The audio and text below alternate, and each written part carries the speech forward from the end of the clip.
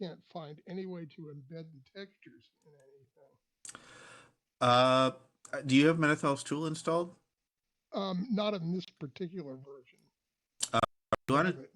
if you want to export FBXs, you're going to want Menethel's tool. He has his own FBX exporter specifically for this No, platform. I understand that, but it used to be before 8.2, you didn't need his tool to have it all work correctly. You could just, include uh, include the textures, embed them in the file, and then they'd all come Right. into hi-fi and it would be all fine. Let me see here. I'm opening up Blender now. I mean, there used to be that thing, use the path thing, and you'd click Oh, on it's the still point. there. It's still there. Are you sure? Yeah, I'm looking at it. Okay, well, Yeah, there's well, path mode, which you set to, if it's the same as the old one, you set that to copy, and then there's that little box next to it, which by default is gray, and then you need to make well, sure that's not. Yeah, the plugin is broken in 82 of Blender. Oh. Just FYI. Yeah, well, I've been using GLTFs almost exclusively, so Yes, I haven't the noticed. the FBX export is broken. It broke in 81 because they changed the export thingy, and then it broke again because they changed it again in 82. I see. I have reported it. okay, I see here. So I can just, yeah, I didn't see it because it looked different here. Yeah, Yeah, they it move looks things separate, around. Yeah. and that, for example, the embedding textures uh, boxes, they disappeared from the hi-fi FBX exporter. So yeah, it's Okay. broken. Well, that's only for Menethils, right? I'm not Yes, sure if the straight up FBX ones map correctly. Well, they Even it if used you to. do them right, because it was using Blender's Blender, the old Blender render, and it was doing it was mapping things according to the way Maya map things, and it's no longer like that for the default FBX exporter. Hmm. Um, I mean, you can try it. I mean, Yeah, like I I said, will you just try have to it. set a copy and make sure that other box is highlighted. Yeah. It because it was in a different place and because it is different. I didn't get the connection Tervekilde, there. mitte I kulut. mean, otherwise, I would just attempt. I mean, if you can't get an FBX in here, I would attempt a GLTF. They've been working Well, pretty yeah. well for me. Okay. I don't know. I've heard of problems with that though, but No, I there were. yeah. Most I of them mean, have been fixed. if I Like do, if you've been over to the community hub, that whole yeah, thing is yeah. GLTF. No, I understand, but what I really should do is just break out all my textures and put them in separate places so I can reuse them on different models and stuff. But that's always such a chore to plan ahead like that. You know, Yeah, I don't think that telling someone to use GLTF is the solution. The solution is finding out what's wrong with the FBX, right? What's wrong with FBX is FBX. Personally, that's my opinion. Yeah. I think the normal exporter FBX works sort of well enough, unless, for example, if you don't have a texture plugged in for metallic, then hi-fi will interpret the albedo color or texture as metallic and apply it as such. And that's, well, Well, that's That's yeah, fine. that's a hi-fi problem. yes. Well, I mean, yeah, I don't know. I mean, unfortunately, there's no getting away from FBX, but and it should work. But I would prefer, that we concentrate, our premier format be something like GLTF, which, we don't have to worry about that breaking every time Autodesk comes out with a new version. Kiitos, little Mrs. Tommy. okay, well at least I just tried it and it did seem to download because my 178K file turned into a 9.7 meg file. All right, So back to it English. I can seems speak to it. have included the Embedded. textures. Yes, well, this is Now the question is, how does it look? yeah, well, that's the question. And in fact, maybe I'll be right back. I'll just go see what it looks like, but I can't stand up.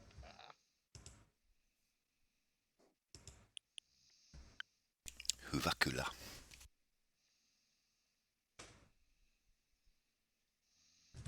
So, Marcus, could you say something? Yes, I can say something. I can say many things. Okay, I think we have a bug in the PAL. Uh-huh.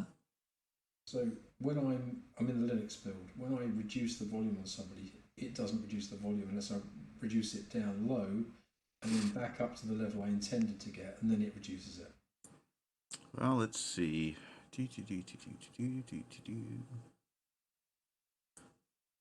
Keep talking, Piper. Left, right, left, right, left, right, left, right, left, right, left, right, left, All right, right, left, right. that's good. So No, it's it's not left, doing right, it up, on down, A, B, Windows. start. Yeah, It's not doing triangle it. cross. It's not doing it on Windows, and I'm not in a good position to test on Linux right now, but I'll test it later and But see I if I saw the can same confirm thing. your. I saw the same thing on a previous run of this where I would try and reduce somebody's volume, there'd be no effect. Then I reduce it much lower, and then go back up to where I wanted it to be, and then it reduced it. So some weirdness going on there. Yeah, I'll test it later and let you know if I can confirm a repo. Yeah. So like Wait, like I'm when on Linux Mandel right now. Solano was really too loud to me. Oh, when I Dale's on reduced- Linux. Yeah, what do you want to test? I just kind of missed a chunk of the I conversation. can't hear Dale. I missed a little bit. What do you want to test? Okay. All right, Dale, can you hear me? Yes. I've made an observation in the Linux build that when you adjust somebody's sound level in the people list, if you adjust them down slightly, there's no effect. But if you then go much lower and then back to where you originally set it, then the effect takes place. Okay. You can try it on me, I'll keep talking constantly. I'll talk about the fact that I've been doing horrible algebra stuff the past couple of days and it's driving me crazy and I don't want to do any more algebra. I'm fed up with factoring stuff and simplifying equations and dealing with double negations and all this kind of stuff.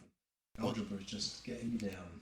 Okay, do I need to stop talking yet or can I carry on? Well, you don't need to solve for X. Didn't you just break up? Sorry, That's not bad about joke. X and X, yeah. So I've tested it a little bit. I get the impression that it sometimes misses the event. If I just click, it seems to have no effect sometimes. But if I Exactly. drag it Yeah. around, it seems to work kind of. Oh, let me try that in It's Windows not too. reliable. That's kind of what I was indicating. All right, let me try it again. Only with because I was sliding. So was go ahead. clicking. Go ahead and bore us to death, Piper. Well, I was going to talk about Marcus's fashion sense, but if everybody wants to be bored, that seems to be the way to go. He's really into corduroy this year, quite heavily, and he really is definitely a big fan of double denim. Double denim with open-toed sandals and white socks are definitely the way to go for Marcus this year. And as for his purse, All right, that'll do well, it. Rocking the Crocs. Well, on my interface on Windows, it's not. It doesn't seem to make a difference whether I slide or click. Might be a Linux thing, yeah. And Twinkle, how'd your test go? Yeah, it worked. It's all good. fine. All the stuff. I don't happen to have any metallic on that particular model, so I couldn't tell you about that. But the transparencies and reflect all that ambient reflections and the textures and everything else all seem to. I didn't notice any difference from the previous one, so it looks fine. Excellent. Yeah. Doesn't mean it's good, but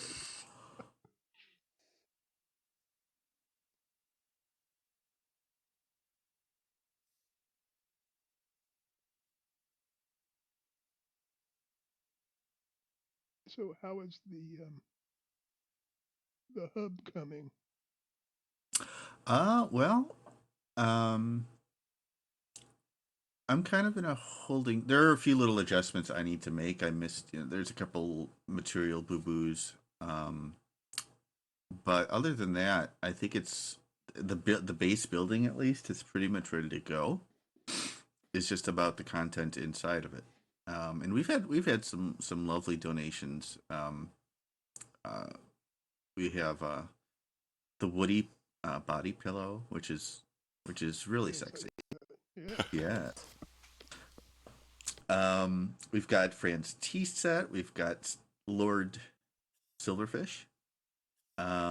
We've got the bobbing bird sitting in there. Um, I think we've got someone's artwork above the fireplace, which is gorgeous. Thank you. And we've got a couch that Vegas Lot brought in, and a coffee table. They're both very nice. We are looking. We could use some help with signage. There's two areas in particular that could use help. We can just go ahead and use the hi-fi signage for now, but or if somebody wants to, if they're feeling ambitious, they can create their own. One of the four sections of the hub is intended to be kind of an info place. Kind of like you see when you first start up in a serverless domain. So explanation about controls and movement and the bubble and stuff like that. So we need to have that set up. It would also nice to be some signage over in the sandbox. Nothing too elaborate. The sandbox, as we've discussed before, is intended to be purely a starter space. It's not intended for heavy building. So the idea is just to have a few very simple, you're in the sandbox. You can do this here. Here's your create button. Here's how you create a shape. Just keep it very simple, nothing elaborate. Just to give people a taste. So yeah, other than signage and any more content that people want to bring in, it's kind of good to go, I think. It's looking really good over there.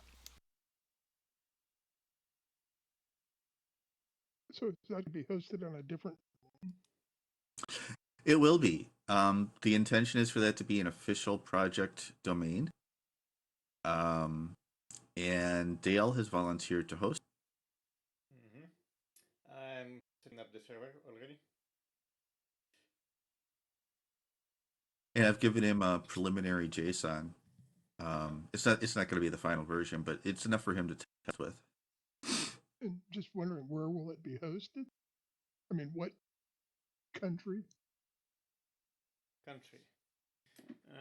Do you people have any kind of preference?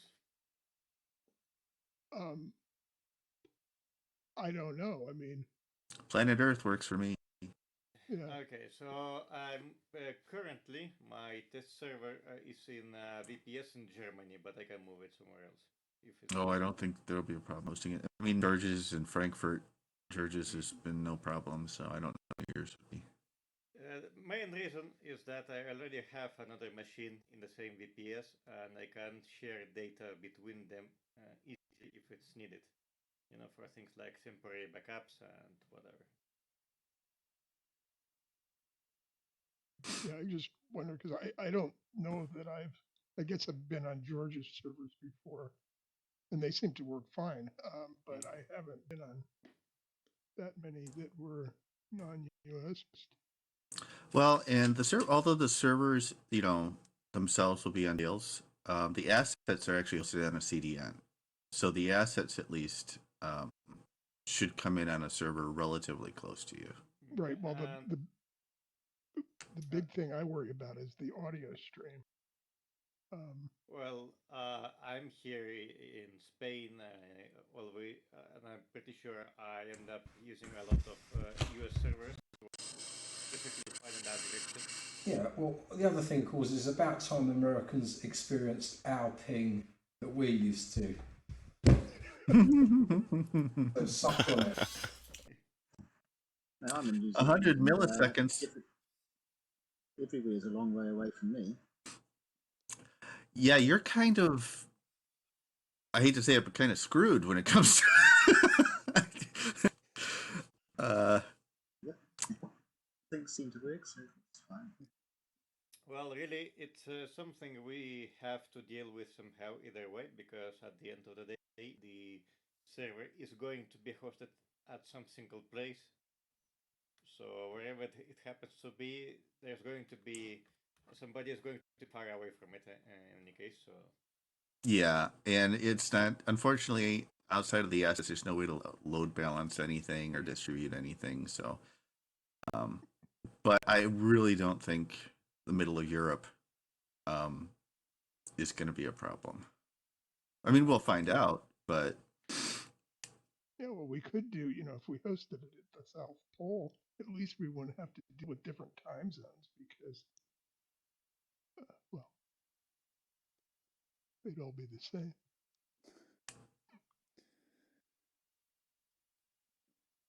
Hosted at the center of the earth. Yeah, equidistant from everybody.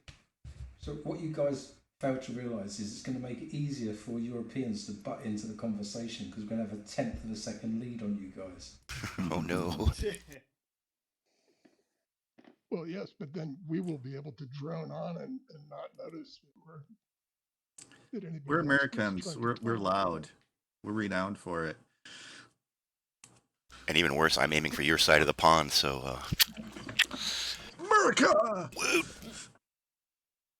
guns, taking my gerbs. In fact, I think I'm probably going to start wearing a red hat here. Only if you don't mind Franny beating you upside the head. Well, no, And there'll where be is an Franny episode today? My it's about 250 of those. Isn't it? 220. yeah, friend actually is working in the city, and so she's probably not going to be here for a bit. Oh, that's right. I forgot you had to get up earlier and head in.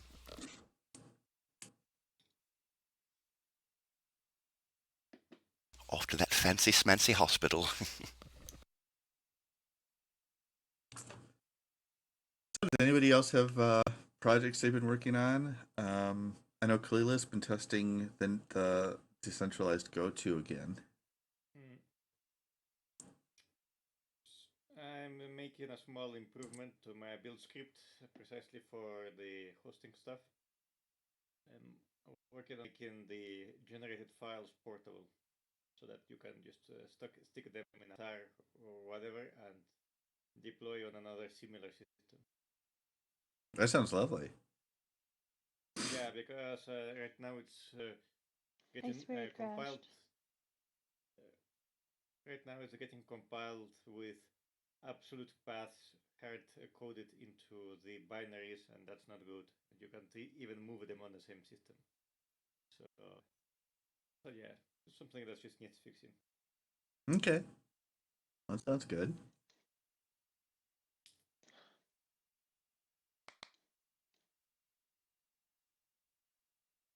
Has anybody tested Heather's deb packages yet? Nope, guess not. Not yet, no. It's something I need to do as well. I really need to grab it, test it. Is I'm going to put Linux on my home server so then I can use Athena Builder properly. And because the deb package script is set up for post Athena Builder running, I'll be able to test it.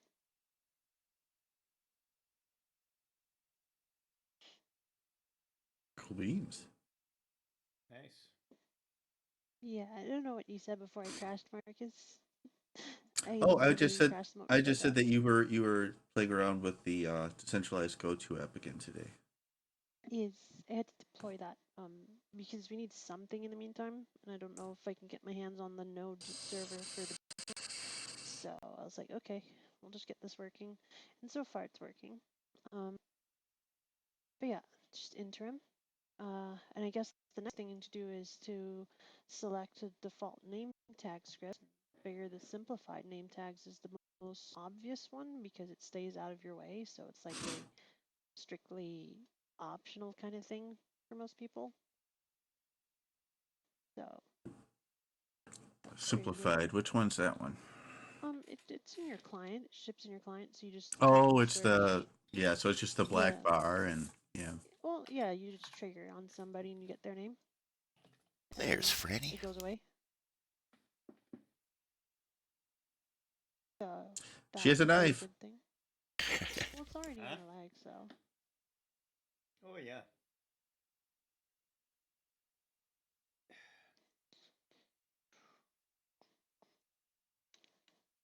Let me look. Simplified UI, simplified name tag. Gosh darn. I didn't even know the simple I had a name tag. That's news Oh, to it's me. been there for a while, yeah. I keep it on just to, see if I can. So, Marcus, right now I'm doing the opposite of making furniture for the hub. I'm actually dismantling furniture while the meeting's going on. Okay.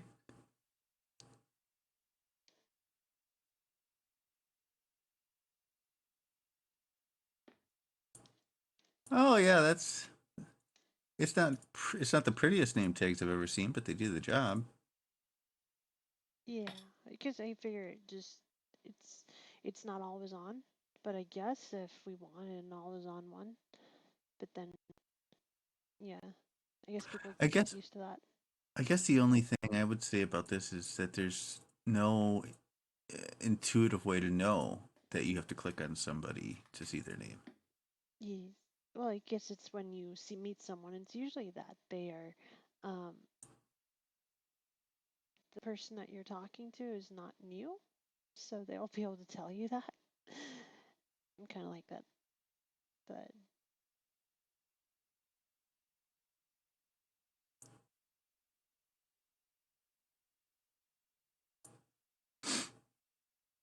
I think we lost her again.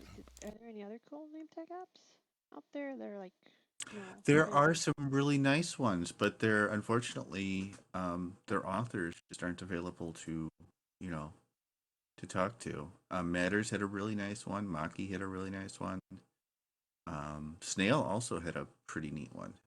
Um, So we have to use those, or well, we could if we can get, talk to the authors and get licensing straightened out.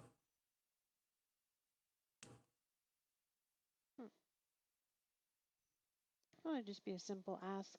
Is it Apache 2.0? Okay, cool. I also think Maki's had a back end component as well. I'm not sure about Matters, but I think Maki's did.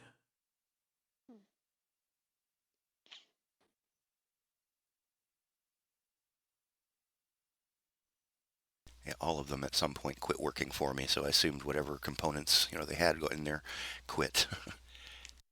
But maybe it's just me. I should modify not to activate name tag if alt key is pressed. I pressed alt key, nothing happened. Yeah, and I Did used you my try the alt any key for the inspect script, so. N key? N key doesn't. Are you messing with me? Oh, the any key. The what? The any key. Oh, I don't know where the N key is. Just pick one. What? I think that, yeah, the alt key isn't triggering it for me. It just triggers my inspect script. Try Alt F4. Oh dear. No. You think dummy, don't you? I think I'd fall for that. Amazed at the number of people who still do. Alt I plus did that click once. on somebody.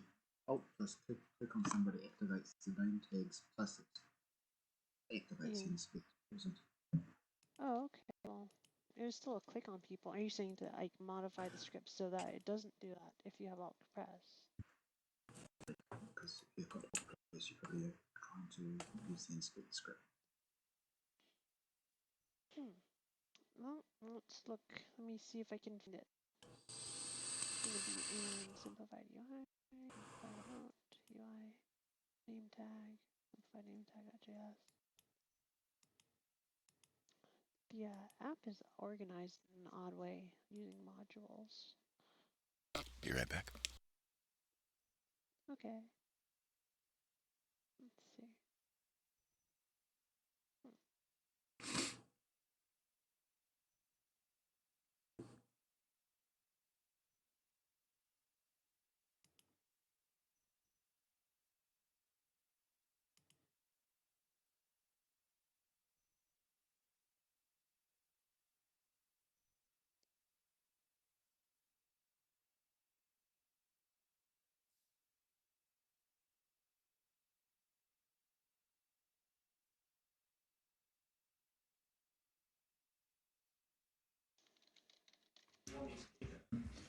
I was just as it's actually a lull in the conversation right now.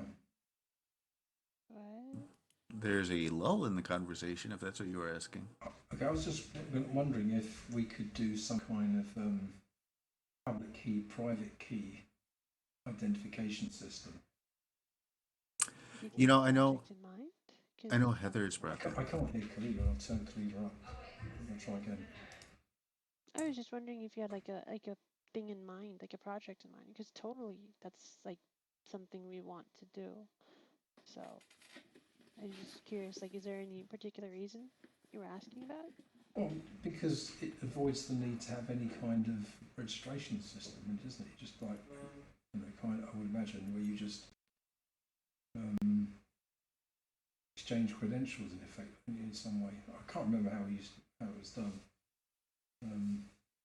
Such a long time ago since I used PGP. Well, it's good for encrypting messages. I know that. Yeah. Well, or simply identifying who you are. But I think, and I'm a big fan of public key pair, public-private key pairs. I use them all the time for all kinds of things, but uh, they're not always they don't they sound scary to the average user, and you need to be able to automate sharing of keys in a secure way. Because if you just tell people, oh yeah, you just have to give them this key, people just are too lazy for that. Honestly, nobody wants to have to deal with managing keys manually. Well, I think in this case, some kind of automation might not be completely unsafe. I mean, we're not dealing with bank accounts here. We're just kind of making a permanent distributed user account, I'm guessing. Mm-hmm. So if I understood correctly, like you generate your public key, and that's pretty much your identifier on the server side, right? That sounds like what Piper's talking about.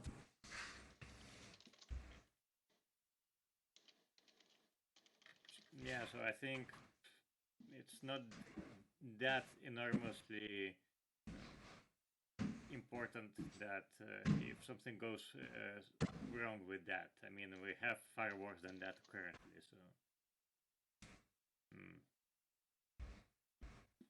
Well, yeah, I mean, for me, it's just about um, making sure that it's automated as easy as possible with as low friction as possible. And in terms of, I brought up security only because I'm not a security expert. So, I think there are already some sort of public keys generated as part of the protocol, right? there's tokens. I'll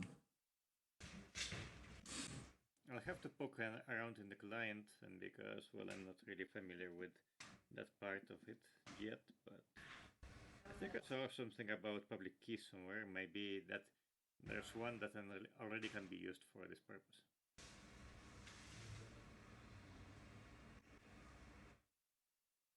So, will it persist across sessions or not? Yeah, of course it should persist across sessions. That's the idea. Yeah, that would be good, wouldn't it? Cat's going crazy. Sorry about the noise.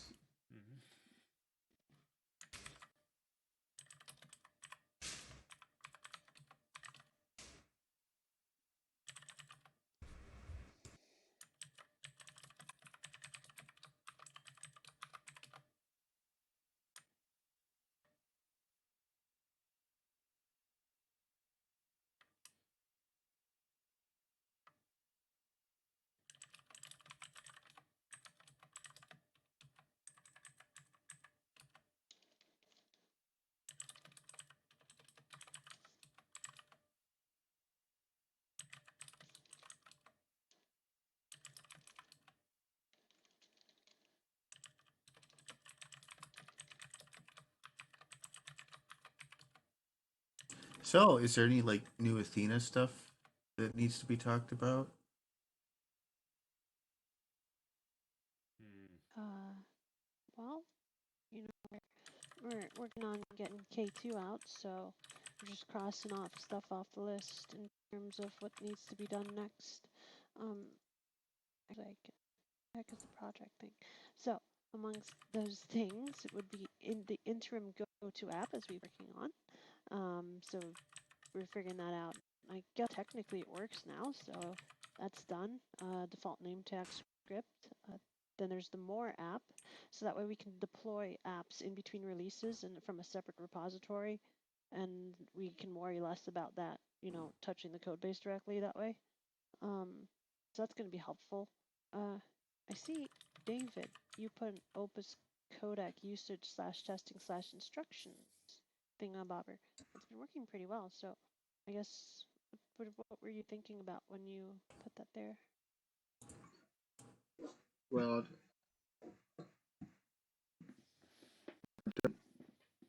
I don't know how much testing's been done on it, like client side and server side, and if there's any instructions that like server operators need to use to enable Opus on their domains, or anything Yeah, that crazy. yeah. There's not been enough testing to suit me. I think the only people that have run domains. Well, no, that's not true. Let's see. George's domain, the one that he's run, the copy of Guybrother that he's run on his Frankfurt server, that supports Opus, and it seemed to go well. I know Dale and I have both run domains with Opus, and they seem to run okay. And Dale will be Um, running now too, right? So Oh that'll yeah, be of a good course. test suite. So I'm going. My I don't really have a very complete idea of what exactly I'm going to run yet, but I definitely want to run test versions at some point. Like maybe start a second server, or either on the VPS or at my home machine, and just have PRs and stuff in there as well. I mean, there's one thing. Opus is now included in Athena. It's merged a while ago. Um, it does occur to me that it won't be enabled by default because it needs to be added. I don't know. Dale, do you remember if we added it to the server config? I think maybe we might have actually. I'll have to take a look. I think we did. So it should be in there with the rest of the codecs. And if people really want to test it, then they should do is put it first in the list. In your domain settings, there's a it's under one of the advanced drop downs, but you can set the order in the priority in which codecs are used. And up until Opus, it was Hi-Fi, PCM, and zlib. So you just need to Opus should be in that list, and if you want to make sure that Opus is a priority, you just need to make sure that Opus is the first in the list. One question I had about going away from the hi-fi sound is the way that attenuation is done at the domain level. That's that's all handled by the audio mixer. It's not part of the codec. It's not part of the codec at all then. Okay. No. Well, that solves it then, I guess. Yeah, So things like that solves the spatial stuff then. right, things like attenuation, spatial, reverb, wet, dry, all of that in the audio mixer. Okay, well that's good then. So Marcos, I've just been looking. I think that might not be there actually. Oh. I'll have to double check, but maybe it isn't. Whereabouts in the domain server settings? It is. Oh dear. Let me see. Now I have to. Yeah, broken fingers. Let's see here. Let's see. Settings, audio environment, advanced settings. And then at the bottom of that, you'll see an audio codec preference order.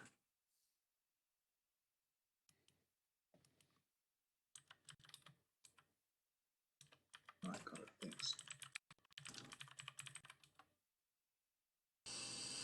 And of course, the other half of this is that to get the most testing, we need users to be on Athena as well. Wait. Used.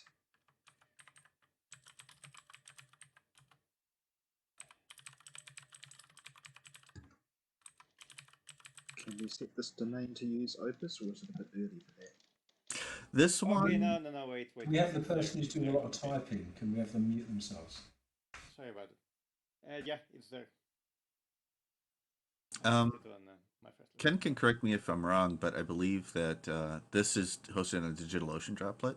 Yeah. So it's not, it's not trivial at the moment to upgrade. Right. Fair enough. Oh, I mean, if you guys can walk me through whatever, I can get into the console. I'm not unfamiliar with Linux. I'm just not great. I'm actually working on VPS deployment right now, so maybe just wait a bit and it should be easier soon. Yeah, you DigitalOcean people are a priority for us. So we want a clear migration path, especially before we go bumping protocols. So We could set Opus on the Marcus building when it's hosted on Dale's server, the community domain. absolutely, yeah, the community domain will be running Athena and Opus. I think that goes without saying. Right now, I know, like I said, I don't know if it's up and running all the time, but George's God Bar also has it, and Bear Cave has it.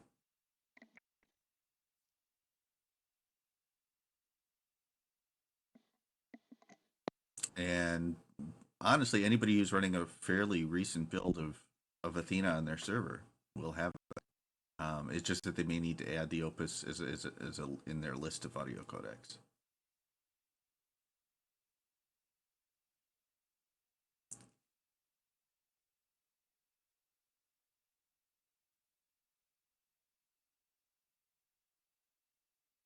Hey, Franny, are you running Athena on your server, or are you still using Hi-Fi?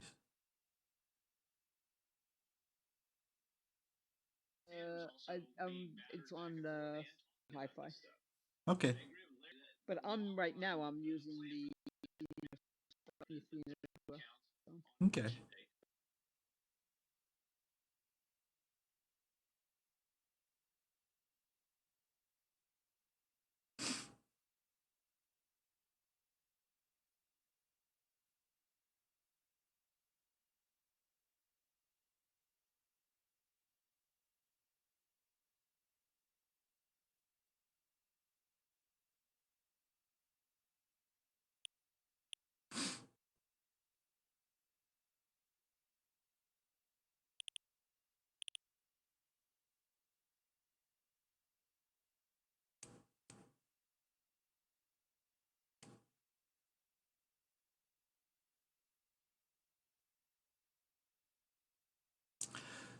So, as meetings go,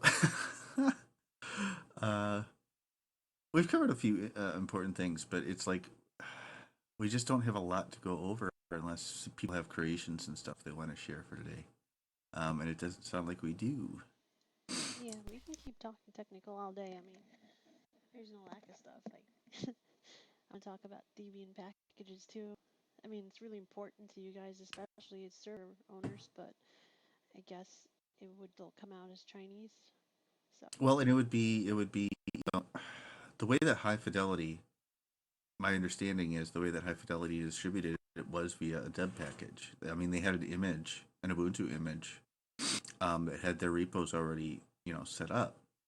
But then whatever automation they did was really just pulling a deb package down and installing that, upgrading that. So if we can get a deb package that works on, Ubuntu, um, honestly, our DigitalOcean peeps should be able to migrate pretty easily.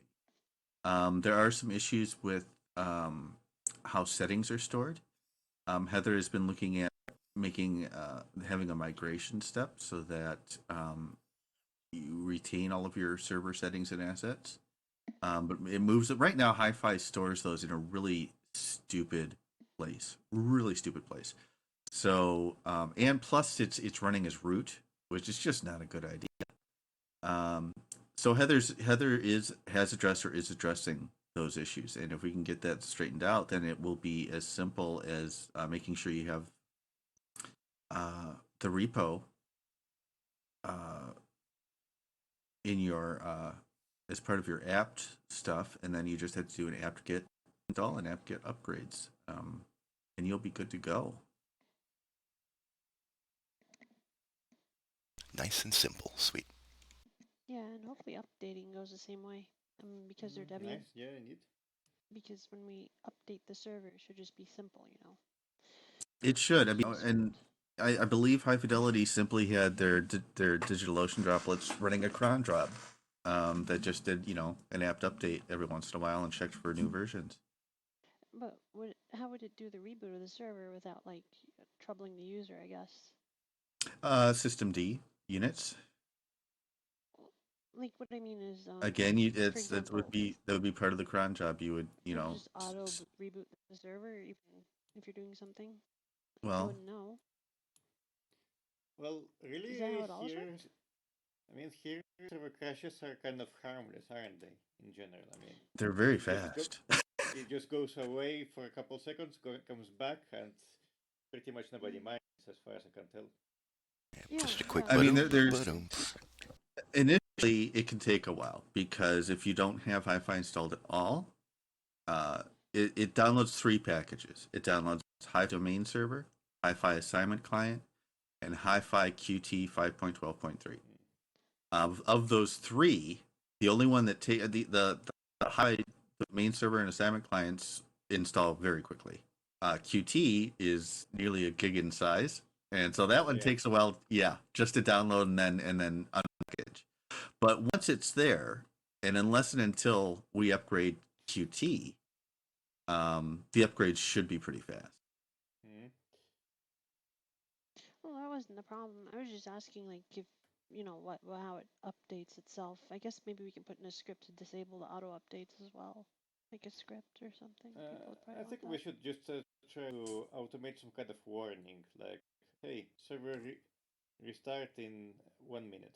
And if people, Yeah, some warning if they're working on anything that. that would be interesting. Yeah, I mean, that Simple would Just Access work. does that pretty much. Yes, we can improve that later since we have access to everything. But Mm. for the first version, I think that's reasonable. if the update includes a protocol change, then users will need to also update their viewer. Yeah, that's a problem. Yeah, if we auto update with like protocol updates, oh my gosh. Hmm. Which is, guess not the worst. I know, it's actually funny, how VRChat does their updates is that if there's an update while you're playing, everything will still work for you. It's just that you'll only be able to see and interact with people running on your version, and then it will once you restart, then you'll be on the new one. I know we can't do that, but Makes sense, it's yeah. cool. It's cool. Perhaps manual updates for protocol changes, but auto updates the same protocol. Yeah, that sounds good. It's just that you have to be able to have like basically the image we give people, especially if we have a one-click deploy app on the DigitalOcean marketplace, like it should be in a root directory. So whenever you SSH in, like whatever the command is you have to type as a newbie, it's like right there. You just type in like a very clear and plain English kind of command to do something. And so you can just follow a little documentation that says to disable auto updates, do this. To update, do this. Just simple stuff. Mm, I kind of disagree a little bit. I wouldn't put the scripts in the user directory. I might put them in user local or something. What I might do is have a big old README Yeah, in the user's home directory. you can use etc issue or something just to dump a bunch of introductory text on the console as soon as you log in.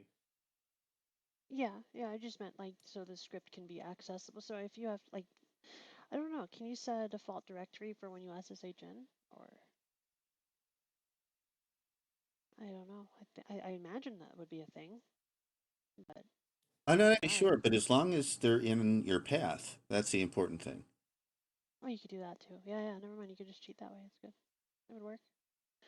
Yeah, so basically when we give people an image, it fully comes configured with like the latest version, and then it has like a full host of scripts, so that way you can manage it, and then never have to deploy again. Like there's no, yeah, I think that'd work out.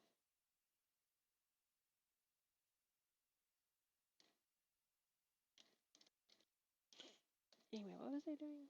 Right, I was disabling the Alt key on the thing. I gotta get rid of my other code. How many people? For how many people when you close interface does it hang? Huh? Like if people just got used to interface hanging when you close it, or is it a significant problem that still needs to be fixed for two? Or do we just ignore it?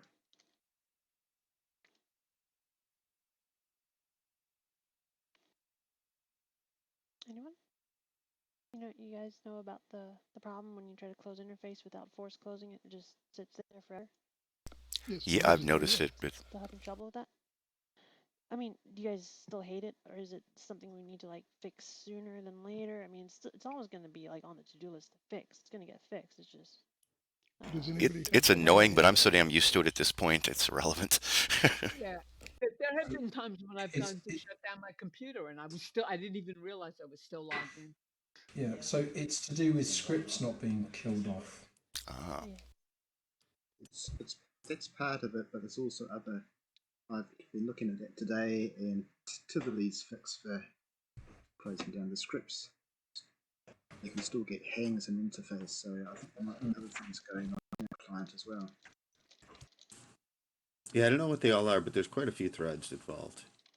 Yeah, I always thought it was it was uploading all your actions, all your sound, and everything you've done, as a biometric for hi-fi to see what was wrong with there. But to be But I'm fair, just with kidding. like a lot of crashes, I would love to have Sentry on my computer. So whenever I have these insta-quits without even knowing why, I think that'd be very helpful. As far as the hangs go, my experience is that it's kind of random. It's better, but it still happens. I had to do a force quit today. And and again, this is simply anecdotal. I have no proof or but anyway, it seems to happen if the viewer's been running for hours. It seems like it's more likely to hang than if I open it and close it in a fairly short period. But again, that's unsubstantiated. For me, it happens more towards the end of the day than towards the start of the day, i.e., after my computer's been running for a while and all the memory's mixed up. So is there any hint of like memory leaks and stuff? There's no obvious memory leaks, but not major ones. Nothing that like it balloons incredibly in Test Manager or anything.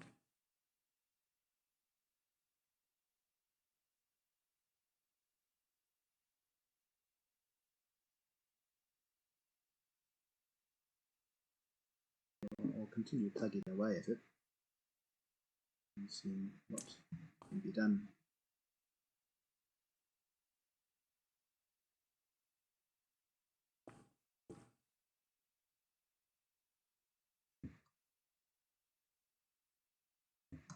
You could perhaps put a force close interface command in the exe after a certain amount of time has elapsed.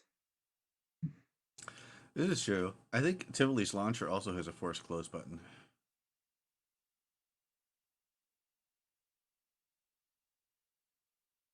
So if we can get our launcher out the door, we might want to consider something At least as Oh, a that's temporary easy to measure. do. Oh yeah, you It's just easy kill to the force process. quit it. Yeah. Yeah, it's very easy to do, I suppose. It's I guess um management of multiple interfaces, because that's a feature of the launcher. Is that you can if you have the button checked for allow, you can keep pressing the button and keep launching multiple instances, so that it becomes like, uh, how do you know, yeah, just another one of those things. But the best part is, though, I think that this might be good since the launcher doesn't have any social features yet. If you close the launcher, it instantly force quits the interface. Like, it's the fastest you've ever seen. So Mm-hmm. um, maybe that Because it's could a be, child process, so. yeah, yeah. So that could be the interim way to do it. To just close the launcher whenever you're done, and then it'll just close everything else with it. The launch is not going to be in K2, correct? It's completely independent. It's just like if we can get it by that, then cool. If not, cool. It's one of those things. Uh, so if it has a feature and it needs to be, then we can. It is, of course, as always, independent of the interface. So it doesn't Does have to be anything. does the insta quit save settings before it quits? It used to like be a problem when people crashed and it didn't, but I've been crashing or insta quitting lately, and I don't lose my settings, so I don't know. Most Settings are periodically saved all through your user interface just in case it crashes. plus Wouldn't it settings be should be sensible? applied immediately upon when they're edited, right? Thank you. That's what I was about to ask. Shouldn't it just, when you make a change, shouldn't it save? Yes, it does. Well, yeah, but Well, Awesome. it Okay. saves shortly thereafter. Good, good. the problem is it comes up with the question. Do you want to continue on with your old settings, or do you want to restart? I That's I always continue on, and I never have any problem. It's just kind of a disturbing thing, I think, for people when they see that. I actually agree, and I think that was yet another indication of how Hi-Fi was not truly beta software. It was still alpha. When you still have an option like that, you're not at beta stage yet. But we can suppress that dialogue. There's actually a command line option for the interface that will suppress that on start. Express which Um, one? You've crashed. Do you want to reset? right. Yeah, well, I think it would be better, like to suppress it, and then have a obscure option to force new settings, rather than have that show for everybody all the time. Because most of the time it doesn't even matter. I No, and guess I we could add a agree. And reset option to the launcher. that reminds me of another thing. Our installer on install, it asks if you want to clear all your settings and have completely new settings. I don't think the uninstall does that, and it really should. that dialogue at startup was put there because sometimes, at least in the past, if you had old settings and that would instantly crash interface, so you couldn't actually start it to clear settings or anything. Mm-hmm. You had to Yeah. go manually into a file and delete JSON file. Yeah, I've been running. I mean, I have a shortcut set up that it does a couple things. It allows multiple instances. It suppresses that dialogue, disables VR, um, I and have I an use that. idea, but sorry, keep going. Yep. That's okay. I was just gonna say that I use it all the time, and I've never had any problems. Hmm. I just had an idea. I was going to say, how about only showing the dialogue if the client hasn't been running for, let's say, at least a few minutes the previous time? Well, right now I think it only shows if it knows it crashed. Yeah, I mean, so we know that currently most crashes don't have anything to do with the graphic settings or whatnot. So that dialogue doesn't help very much. So if something is going to crash you right on start, that dialog indeed should appear anyway. So in that, otherwise it's going to be hard for an user to figure out how to reset their settings. So maybe it should only appear if you crash very quickly after start.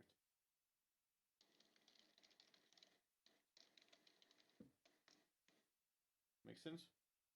Mm, yes, but it's still a crash, isn't it? Wouldn't it still pick that up? Yeah.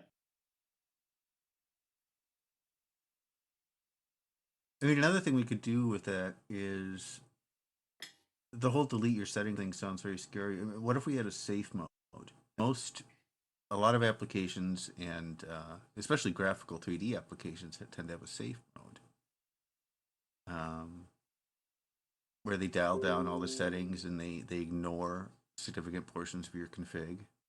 Um, does that sound like it would be a good idea? I think it would Because be it's always less. as long as it didn't, Uh, lose your actual yeah. saved settings, Once you exit safe mode, it Yeah. should restore those defaults kind of thing. Well, yeah, that's the issue. I mean, it's going to take work, and I think it's kind of pointless because what is going to reset anyway? So, like a couple things like your graphics performance setting, it's kind of easier to get that back.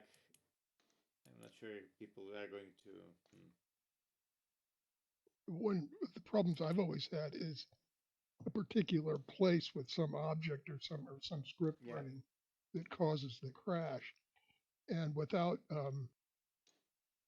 if it happens to be your home location, it's possible you could just, end up going back there continuously and crashing over and over again. yeah, yeah. That's what I'm thinking of. So that's why my suggestion is that the dialog should appear if you crash very quickly on login.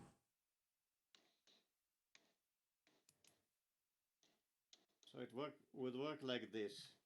Like you're using the interface for an hour, it crashes. Uh, and you start it again, and it just logs you back in. It doesn't say anything. It's been an hour since. But if just relog in where you were before it crashes you again, that's on the next start. That's when it asks you about resetting. Make sense? It does. Um, yeah, I guess I don't really have an opinion on this because I don't know enough about like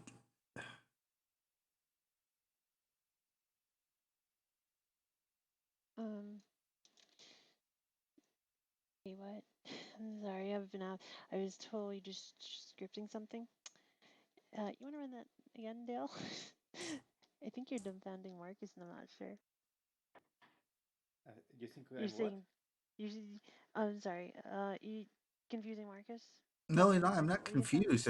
I just don't know that I have a strong feeling about it. Well, from what I heard, you said show the crash dialog if it happened quickly after a run.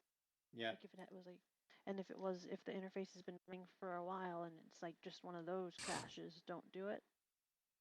Yep. So like 5 minutes in, no dialogue. 30 seconds in, that might be a dialogue. Yeah, that's kind of the idea. I gotcha. That's interesting.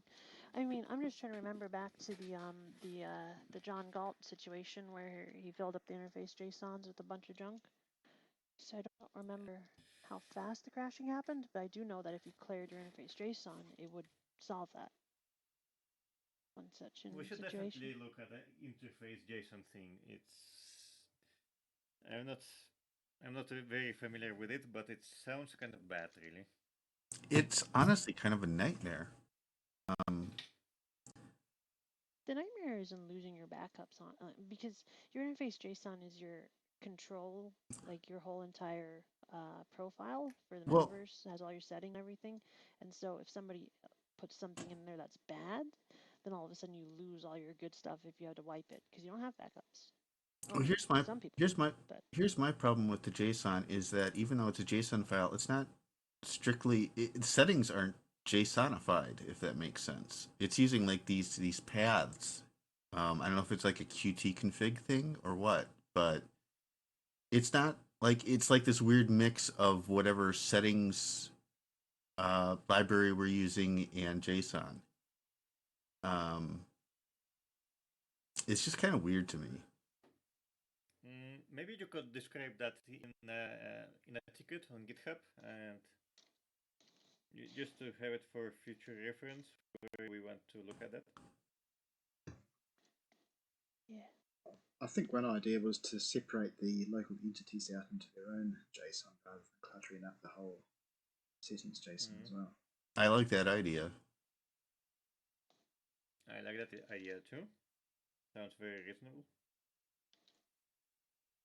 One question I've always had about the way things are done here, typically on a Windows system, the stuff is stored in the registry so that you can have multiple logins and they will have different instances of the settings for a particular, program or something. But in Hi-Fi's case, uh, it doesn't always seem to be the case because as far as I know, the config file isn't written there. And I don't know. One of my big issues was as it was updated over the years. There have been a few times, at least 2 times, where I uninstalled the thing. Well, I ran into a problem, right? So I uninstalled Hi-Fi and then reinstalled it, right, using even the default, start from scratch settings, and it still didn't work. And what I found was after doing this a few times, that the uninstall wasn't actually correctly, removing everything. But it was very hard to get a repro on it because I had to have the files that I had just deleted to make it repro. So anyway. Well, Marcus was actually saying recently something about that uninstall has to clear everything. I'm not sure it has to. It should definitely be an option. Right, yeah. Yeah, but in my case, I was actually seeing, whole directories being left behind with stuff in them, and Yeah, yes, because when you do an uninstall, it does, and it's especially bad if you use like dev or PR build, yeah, because they yeah, also create additional directory. Like right now, I've got 8 different Project Athena directories in my data local, and it's because of PR builds and dev builds. yeah. But at And least yeah, it's those are named differently, and you would expect them to be totally separate. At least I would. and they are. Um, and if you're getting multiple ones though, just installing the straight up Hi-Fi client or the Athena client, that shouldn't happen. Yeah, I know no, that it has I'm happened. not. I know that it has happened in the past because Hi-Fi has done things like change how they save settings and then not tell anybody. Yeah, no, Yeah, I think the folder used to have a different name. It didn't used to be High Space Fidelity. I think it had some different name, and then they switched names, and your old settings were still there in that old directory. And it's just unless you went and looked for it, you'd never know. yep. I mean, for a while, I think I had 4 different versions of, server console and sandbox. Originally the domains were domains, and then they were sandboxes, and then they, it's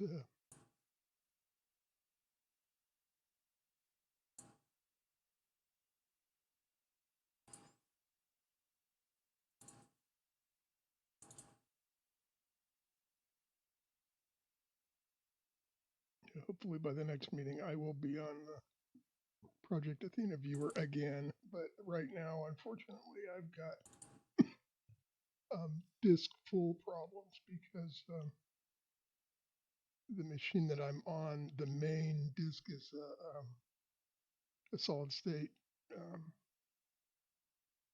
disk, and things always periodically fill up. And I have a big, you know, multi-terabit by drive that I can put stuff on, but I have to do that, and that takes time. So Oh, see, I'm looking at my interface JSON right now, and there's stuff like Fluffy has his for his chat dialogue. He has it. The entire chat history is in interface JSON. Um, it's just one incredibly long JSON string. Yeah, that it would be nice if we could move that kind of stuff out to different JSON files. It's kind of awkward. Exciting stuff, huh, Kildy?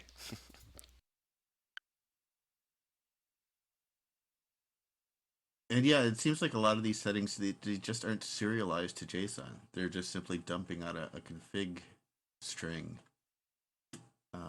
into JSON. But it's like, why are we even using JSON? It almost doesn't even make sense. So basically, what we would have to do then is make a local storage equivalent, if not the interface JSON. So that way, that kind of stuff can be stored except independently.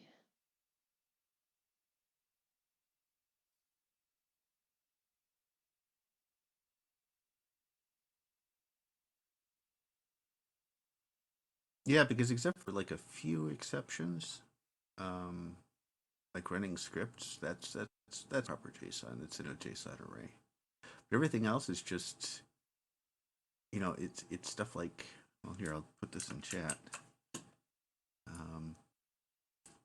Stuff like this. That's something that really should be serialized into JSON. There should be,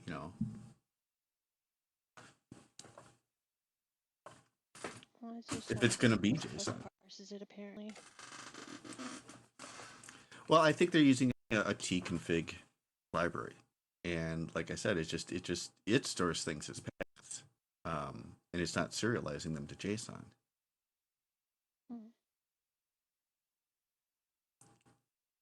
And it's like, well, then why are we even using a JSON file?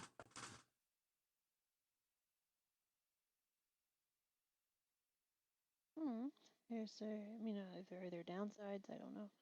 I think at least separating storages might be a good idea for the future, so that way there's like some isolation and ability to back up better and higher performance, so it's not parsing one big file.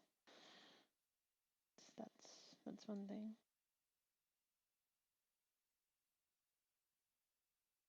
I mean, honestly, I'm being nitpicky here. It just kind of bugs me, that's all. on a similar note, does anybody know what is there a limit to the user data field for an entity? Yes, there is. I don't remember what it is, but there is one. Basically, it has to fit within a packet. Yeah, that was it. Yeah, because I knew there was some issue there. Well, that I think is going to cause problems sometime.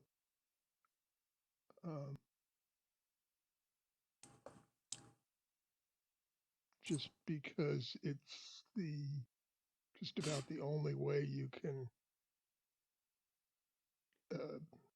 save stuff, adjustable things for an entity.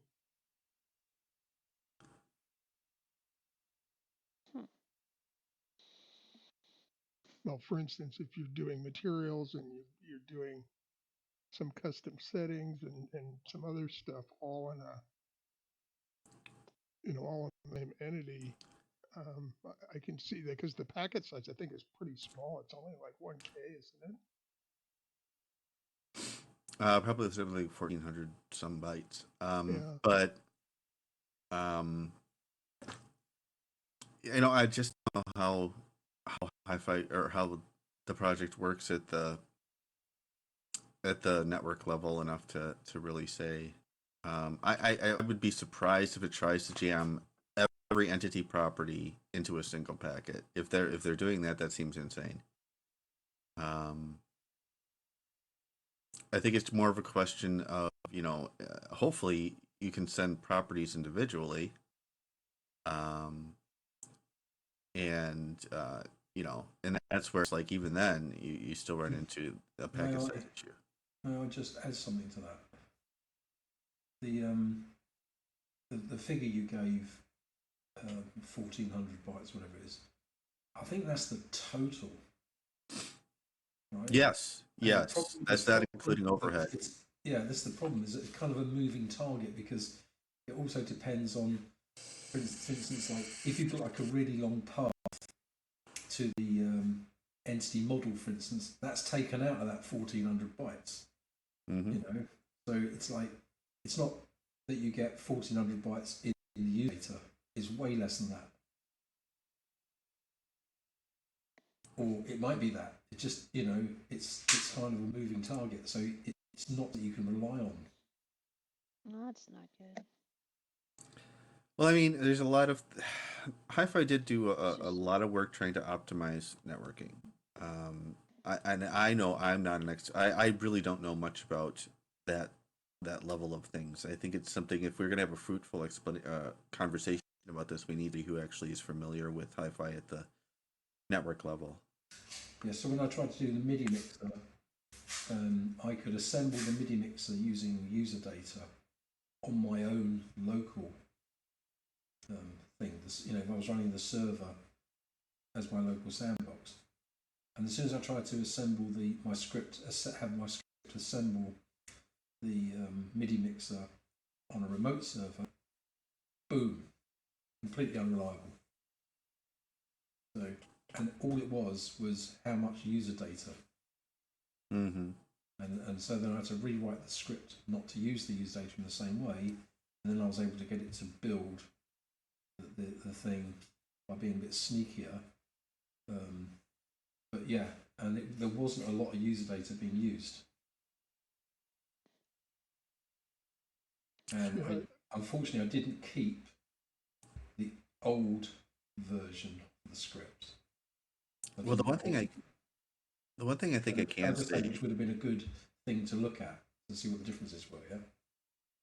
yeah, I think the one thing I can say about networks and packets, networking and packet size is that regardless of its warts that we experience, High Fidelity probably deserves high praise for what they have accomplished. Networking in an MMO environment is hard. That is not a trivial endeavor. There's a reason why most, like for example, most game companies, who run like an RPG MMO, they don't write their own network libraries. They buy them or license them. So, it's hard. Yeah. I mean, it's something that as a project we probably will want to dive into sometime, especially when we have a talented developer in that area. But for now, I think we're kind of probably stuck with what we have.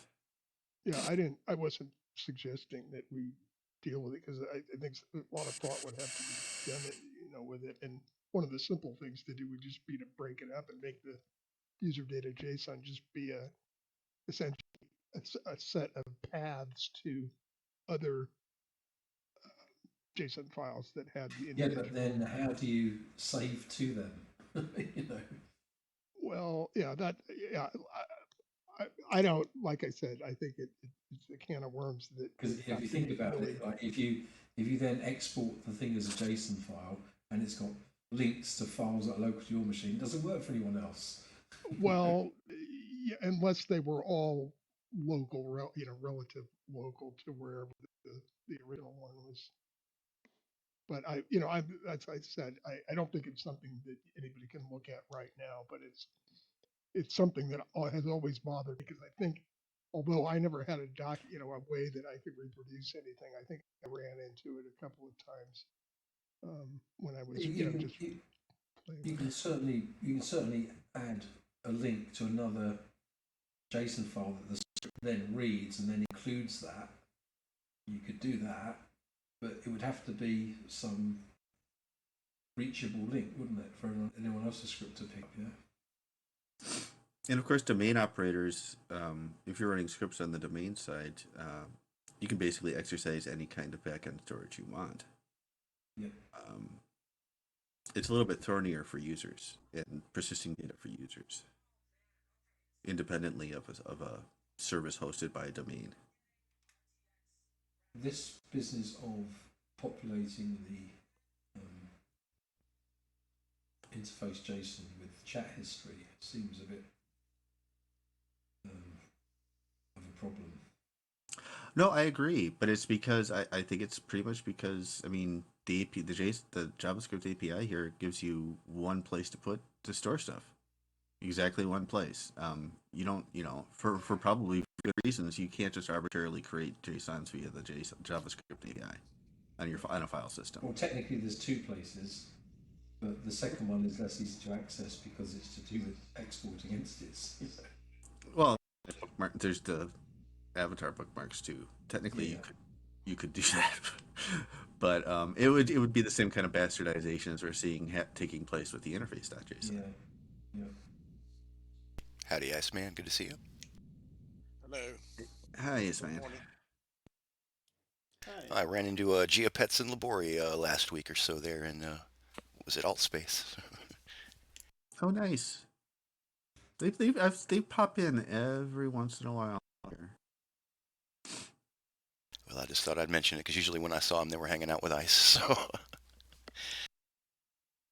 figured maybe they're still keeping up or something.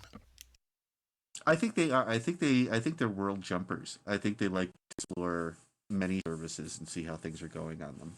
No reason not to, right?